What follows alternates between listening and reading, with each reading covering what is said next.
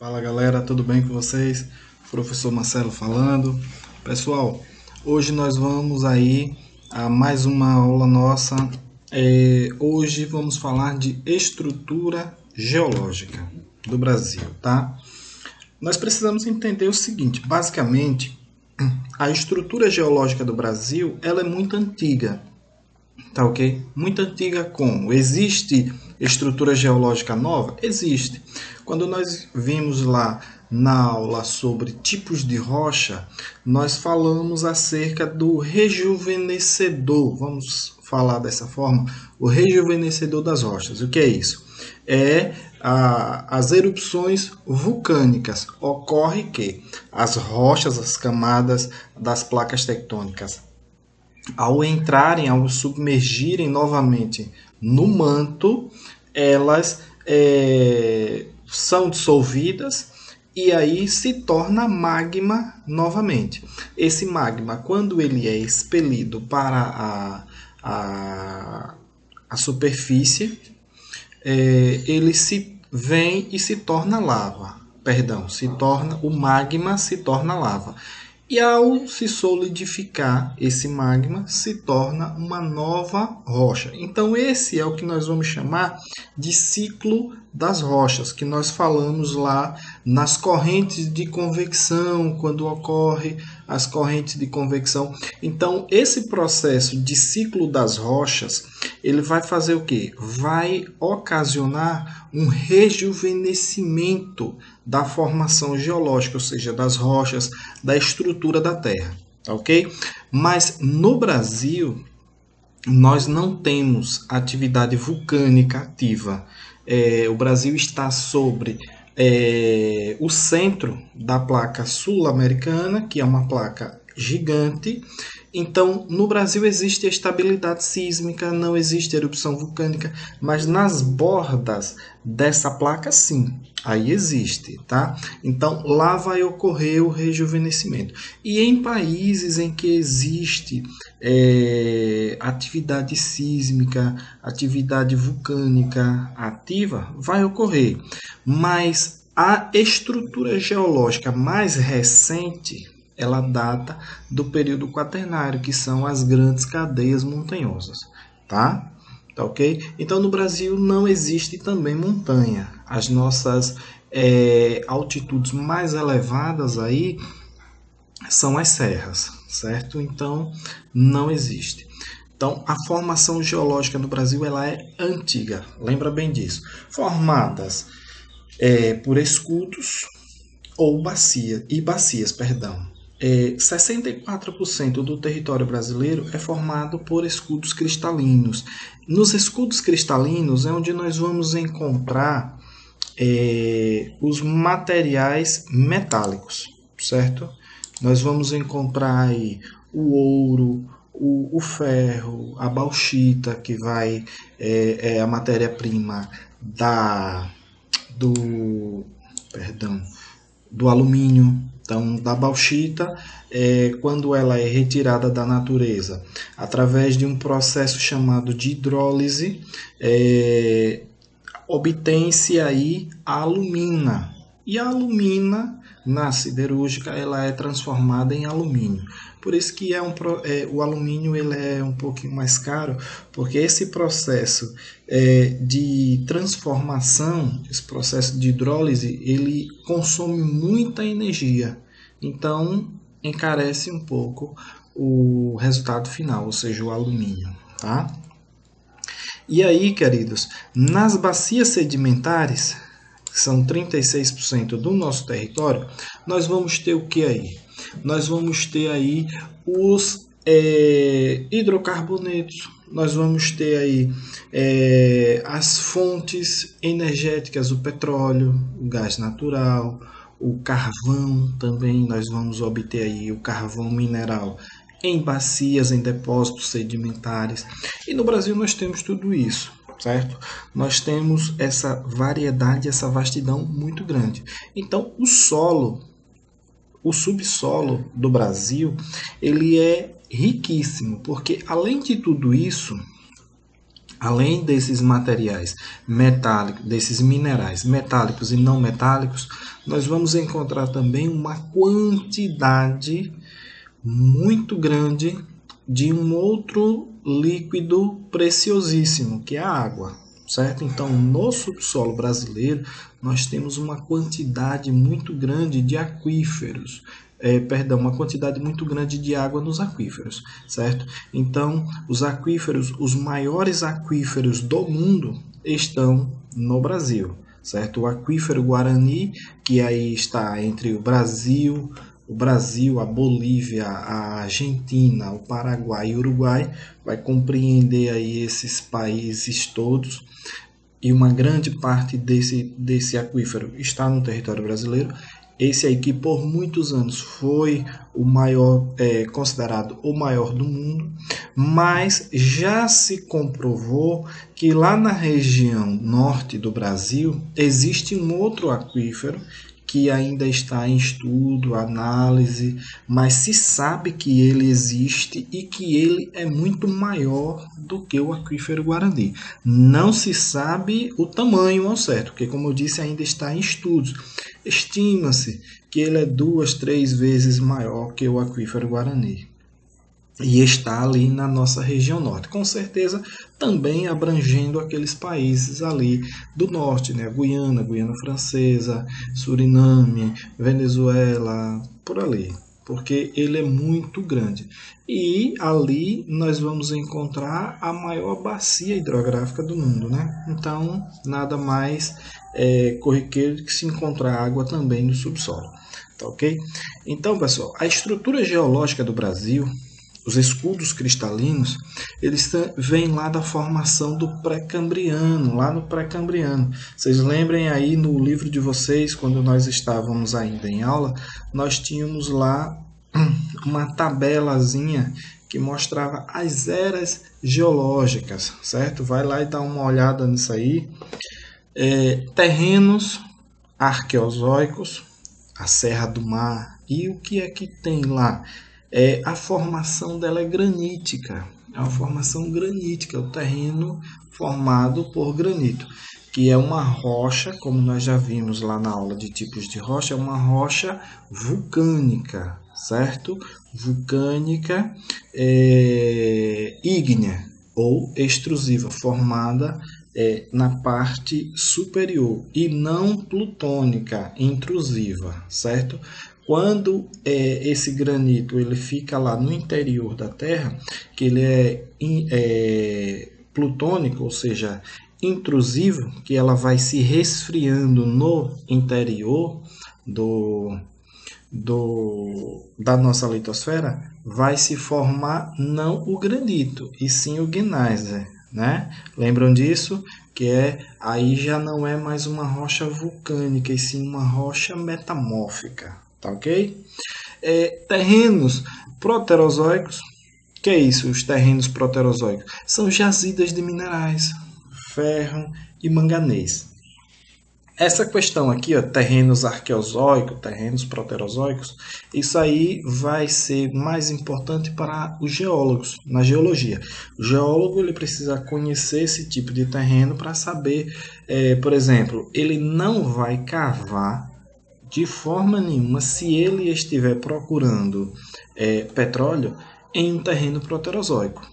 Se ele chegar em um terreno, ele identifica como proterozoico, ele não vai cavar procurando petróleo porque ele sabe que ele não vai encontrar, tá ok?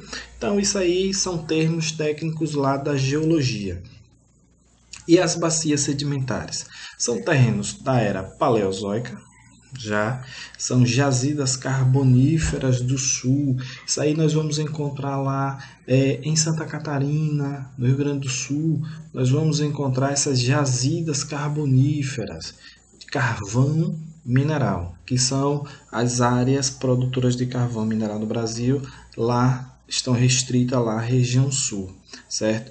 E as áreas mesozoicas, aí nós temos isso aqui, depósitos petrolíferos no litoral.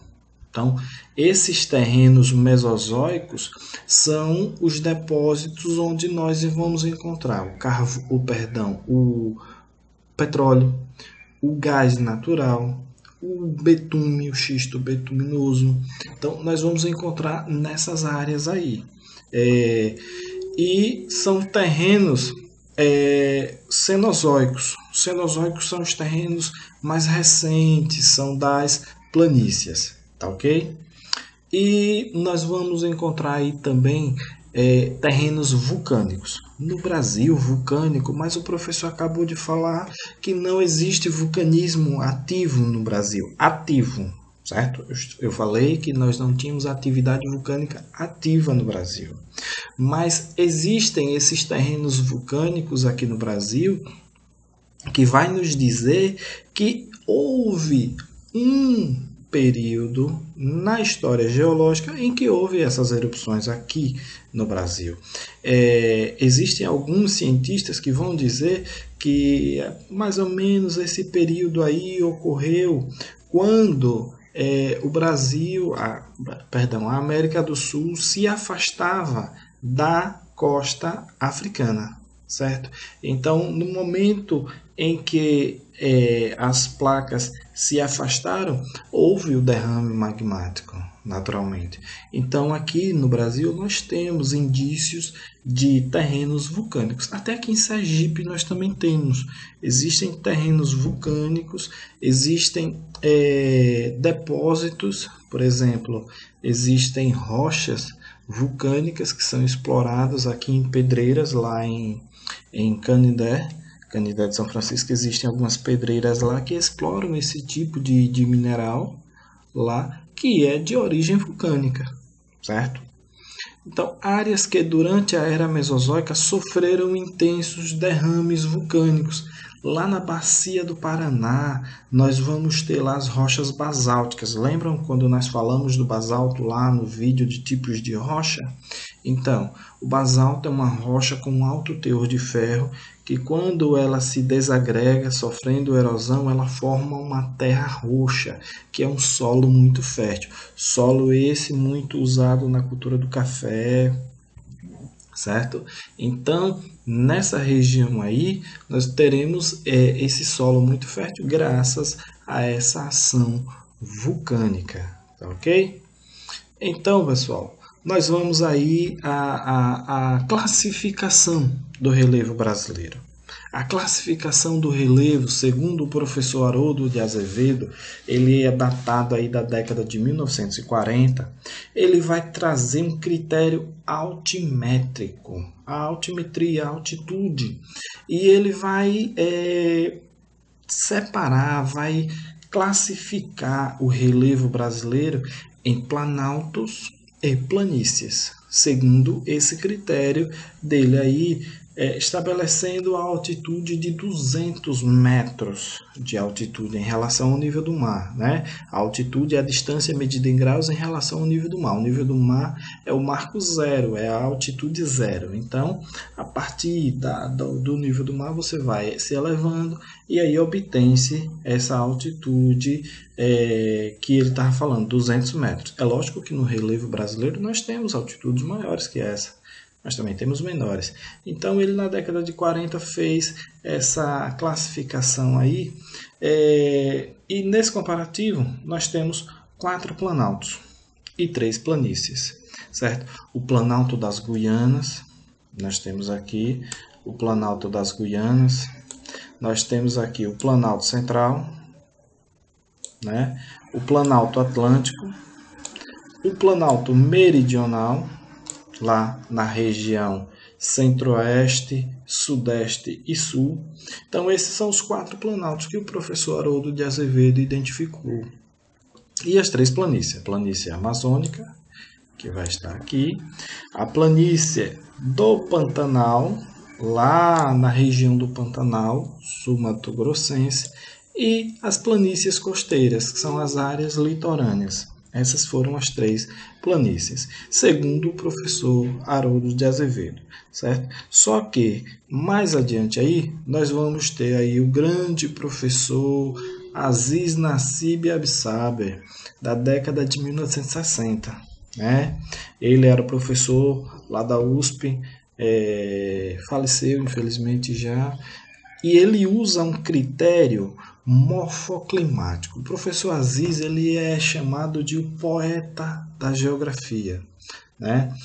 E ele vai criar esses termos, ele vai utilizar-se de um critério em que ele vai classificar e dividir o Brasil em domínios morfoclimáticos, certo? Esses domínios morfoclimáticos do professor Aziz Absaber, ele vai levar em consideração alguns critérios, como por exemplo, hidrografia, solo, vegetação, e esses critérios, vocês observem que vai estar ligado a um processo de sedimentação e erosão das regiões. Por exemplo, ele vai dizer o seguinte, ó, lá no Planalto Central, nós temos lá áreas que são erodidas, ou seja, as chuvas, a radiação, a ação dos animais, a ação da vegetação vai erodir aqueles planaltos e vai depositar esses sedimentos na região das planícies. Tem a planície do Pantanal, vai ter a planície costeira, e aí ele vai fazer um detalhamento maior. Só que o detalhamento maior que ele vai fazer essa subdivisão aí em 7 planaltos. Lembra do professor Haroldo? Eram 4, agora são 7. Só que as áreas de planície vai permanecer as mesmas. As áreas de planície vai permanecer aqui, ó, amazônica, Pantanal e costeira. Planície vai permanecer inalterada. Só que ele agora vai trazer o Planalto das Guianas, aqui, ó, o Planalto Central, tá aqui, Meridional. Aí esse Planalto aqui ele não existia na divisão do professor Haroldo. Aí vai ser criado pelo professor Aziz. Maranhão, Piauí, esse Planalto aqui, certo? E vai ter aqui esse outro aqui, que é o Planalto Nordestino. Esse aqui são as serras e planaltos do leste e sudeste. Ele já vai trazer um detalhamento maior. E lá embaixo nós vamos ter também o Uruguaio Rio-Grandense, que é um outro planalto. Então, ele vai trazer um detalhamento maior. Ah, professor, mas para que isso é importante? É importante porque ele separou. Aquilo que antes era único, era um só, ele identificou características diferentes e colocou de forma separadas, certo? E isso, o que foi que provocou, o que foi que trouxe, o que foi que isso gerou? Isso gerou estudos melhores, porque lembra quando eu falei que os critérios morfoclimáticos que o professor Aziz usava? Hidrografia, relevo, vegetação. Então, se você observar a hidrografia do Maranhão e do Piauí, ela é diferente do Nordeste? Em parte, porque no Maranhão e no Piauí eles vão sofrer a influência do clima equatorial, do clima amazônico lá. Então, o clima que vai chuvoso, ele vai trazer algumas características que nós só iremos encontrar ali. Então, ali nós vamos encontrar vegetações diferentes. Por exemplo, lá nós vamos encontrar mata dos cocais. Só existe lá. Não existe em outra parte do mundo. Só existe ali naquela região, entre o Maranhão e o Piauí. Certo? Então, o professor Aziz ele vai delimitar melhor e vai encontrar características, informações que até então não se havia encontrado. Tá ok? Então, a nossa aula de hoje foi essa. Forte abraço, fiquem com Deus. Tchau, tchau.